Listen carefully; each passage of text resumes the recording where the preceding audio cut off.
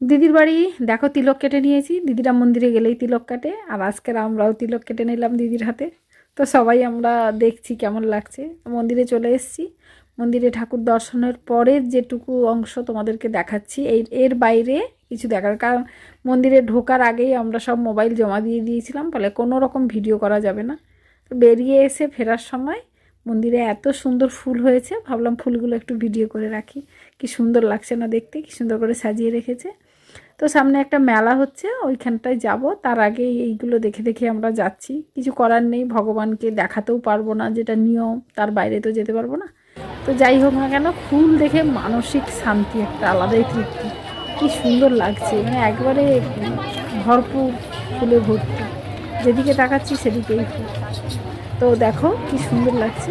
তো চলো এবারে আমরা মেলায় যাব। তিলকধারী আমরা এখন। দেখো কার কার তিলক পড়তে ভালো লাগে বলো। আমার বাড়ির কাছে একটা মন্দির আছে, ওখানে বেশ আমরা কোনো অনুষ্ঠান হলে সবসময় তিলক পড়ি। আমার খুব ভালো লাগে, কিন্তু সব সময়ের জন্য কি আর ভালো লাগবে, যেহেতু আমরা দীক্ষিত নই। তো মাঝে মাঝে বেশ ভালো লাগে।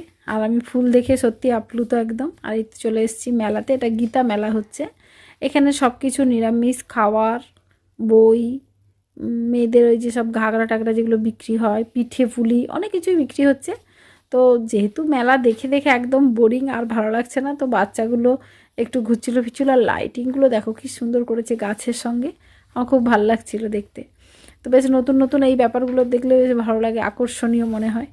গাছ থেকে এরকম করে লাইট ঝোলানো আমাদের এই দিকটাতে খুব একটা হয় না, তো মায়াপুরে হয়েছে, বেশ ভালো লাগছে। তো চলো এবারে একটু খানা পিনা করবো। কি সুন্দর লাগছে এই গাছটা, দেখো খুব সুন্দর। আহা, মন ভরে যাচ্ছে। গীতা মেলা, এখানে সব মানে গীতারই কথাবার্তাগুলো হয়।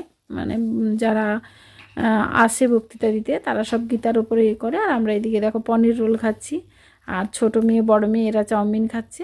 সব নিরামিষ, এখানে যা কিছু সব নিরামিষ। তো এই খেয়েই আমরা এখন বাড়ি ফিরবো। তার আগে আর একটু ঘুরবো, ভেতরে কি কি দোকান টোকান আছে একটু দেখ।